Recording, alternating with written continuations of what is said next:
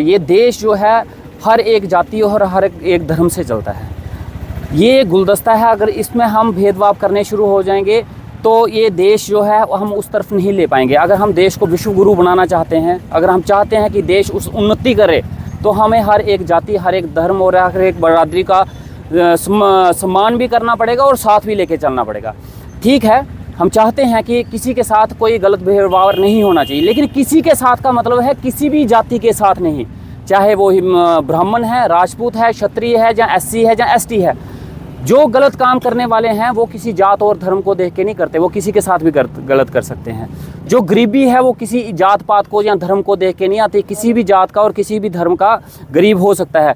Equality before the law जो हमारा section 14 है, जिसमें सबको समानता दी गई है, तो उसके अकॉर्डिंग हमें अगर कोई ऐसी बॉडी बनाई जाती है कि अगर किसी बच्चे के साथ गलत होता है तो वो बॉडी उसको देखेगी, तो वो बॉडी ऐसी होनी चाहिए, निष्पक्ष होनी चाहिए, जिसमें हर बरादरी का, हर धर्म का एक एक मेंबर होना चाहिए जो सबकी पैरवी करे।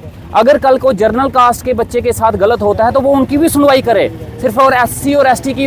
ये एक तरह से सोची समझी राजनीति है जिसमें भेदभाव किया जा रहा है, जात पात के नाम पे हिंदुस्तान को डिवाइड किया जा रहा है। अगर इसी तरीके हम हिंदू मुसलमान और जात पात के नाम पे बढ़ते रहे तो आने वाला वक्त जो है हमारे हिंदुस्तान का विश्व गुरु बनना तो छोड़िए बात, हम अपने ही स्थान से गिरने लगेंगे। मेरा सरकार के साथ पुरजोर अनुरोध है कि लोगों को इस तरीके से मत भड़काइए, जात पात में मत डालिए कि फूट पड़ जाए। हम लोगों का भाईचारा है, हम सबके साथ उठने बैठ के खाने पीने वाले लोग हैं, इसमें फूट डालने की कोशिश मत कीजिए। और ये मेरी अपील के साथ साथ मेरी वार्निंग भी रहेगी उन सरकारों के साथ जो चंद वोटों के चक्कर में हमारे भाईचारा को तोड़ने की कोशिश करते हैं। और मैं अपील करूंगा जो ये बिल लाए हैं इसमें अमेंडमेंट की जाए और उस कमेटी में के बीच में हर बरादरी का एक मेंबर रखा जाए जो हर एक की सुनवाई कीजिए। और इसमें देखिए, एक उन्होंने जो कमेटी बनाई है उसमें ये है कि अगर कोई SC ST कम्युनिटी के आदमी के साथ गलत होता है, अगर उसकी जो कंप्लेन है गलत निकलती है तो उसके ऊपर कोई एक्शन नहीं होगा। अगर वो गलत कंप्लेन भी करता है तो भी उसके ऊपर एक्शन नहीं होगा और उसकी आइडेंटिटी जो है गोपनीय रखी जाएगी।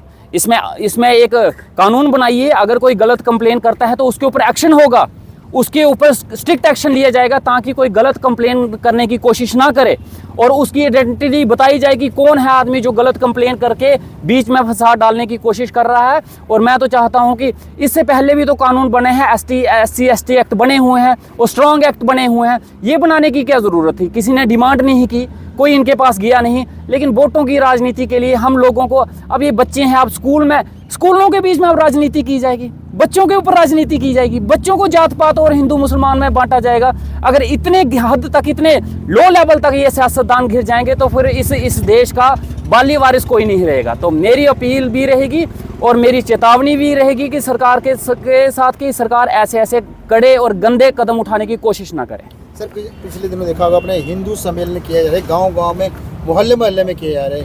अब क्या किया जा रहा है कि हिंदू भाई स्वर्ण जाति से करो लड़ाई। देखिए, वही ना, हिंदू का क्या मतलब है? हिंदू में हर जाति, हर बरादरी आती है। हिंदुस्तान में रहने वाला हर एक व्यक्ति अपने आप को गर्व से हिंदू बोले। लेकिन आज क्या है? आज जात पात में बांट दिया इन्होंने। आज स्वर्ण जाति ये, आज दूसरी SC जाति ये, ST ये, ब्राह्मण राजपूत ये, जात पात में क्यों बांटा जा रहा है इस देश को? इसको एक ही धागे में क्यों नहीं पिरोने की कोशिश की जाती? ऐसे एक्ट क्यों नहीं बनाए जाते जिसमें हर जाति और हर धर्म जो है सेफ फील करे? आप ऐसे एक्ट बना देते हैं कि हाँ जी, आज यहाँ पे इस स्टेट में राजनीति हो रही है, इलेक्शन है, यहाँ पे इस कास्ट का वोट है, तो इस कास्ट के वोट को खुश करने के लिए जनाब उनके लिए कोई कानून लाओ और बाकियों के गले काट दो। फिर कल को दूसरी स्टेट में इलेक्शन होगी, वहाँ पे इस जाति और इस धर्म के लोग रहते हैं, उनके लिए ये एक्ट ले आओ, इलेक्शन से पहले 10-10 हज़ार रुपया उनके खाते में डाल दो, कुछ ना कुछ लॉलीपॉप दे दो और इलेक्शन जीत लो। जनाब, इस इलेक्शन के जीतने के चक्कर में देश का बेड़ा गर्क करने की कोशिश मत कीजिए। ये देश आपका बनाया हुआ नहीं है। ये देश को बनाने के लिए हज़ारों और लाखों लोगों ने शहादत दी है, कुर्बानियाँ लगी हैं। इस देश की मिट्टी में हर जाति और हर धर्म के आदमी का खून मिला हुआ है और इस खून को बंटवारा करने की कोशिश मत कीजिए। जो आज तक अंग्रेज नहीं कर पाए, जो आज तक यहाँ पे आए हुए मुगल नहीं कर पाए, ये राजनीति करने शुरू हो गए हैं और वो ये चीज़ भूल गए हैं। जब ये होने की कोशिश हुई है और जिसने ये कोशिश की है तो देश में बदलाव आया है। देश में एक ऐसे आंदोलन हुए हैं कि बड़ी सी बड़ी सत्ता और बड़े बड़े राजे महाराजों के सल्तनतें हिल गई। तो ये अपने आप को किस खेत की मूली समझते हैं? ये ना हो कि जनाब इनकी सत्ता के साथ साथ इनकी कुर्सियाँ भी उड़ जाएं, देश को उबालने की कोशिश मत करें, देश को उस मोड़ पे लेने की कोशिश मत करें।